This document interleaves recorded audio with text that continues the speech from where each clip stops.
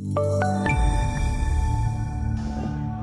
Virginia McGathey here on the floor at the CME Group, reporting to you on the grain market today. The corn was very steady.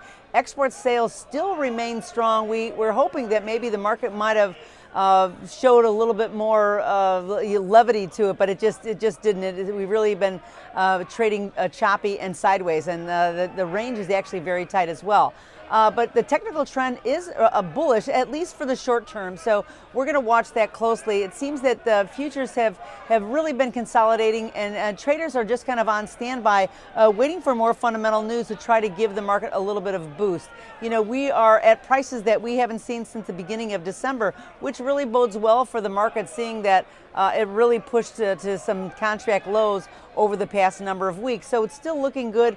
We don't see it completely out of the woods yet, but we're watching closely. Wheat, on the other hand, is rising still again. There has been short covering. It does continue, and it's driving this rally. The futures are up 20 cents over the past 3 days, and it's helped by the weak U.S. dollar. However, we do have to watch out because global supplies in wheat are still rather large. Now, also what's helping with the wheat is this cold snap, this winter weather.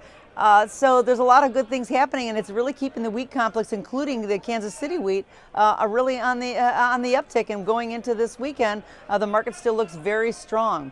Soybeans is the only one that really we get a pullback, even in spite of the fact that the U.S. dollar index is a little bit weak. Export sales were really a disappointment, and it kind of like showed, and there has been some profit taking stepping in here at the end of this week, which the market was rallying very good for soybeans. That even though the market's down a little bit, it is still up for the week, so that still shows some strength because we were up 8 days in a row. So overall, the futures still remain strong, and it's really way up at this time, so we're going to watch it. If the U.S. dollar index continues to slide, I think that we can see the soybean market really start to move back up again. So we're going to watch that closely. There's a lot of things in play here, and as the dollar index comes down, that's really going to make us more competitive globally, and we can see like all the grain markets start to move higher and still, you know, get a little bit of a head in steam. So we're going to watch that.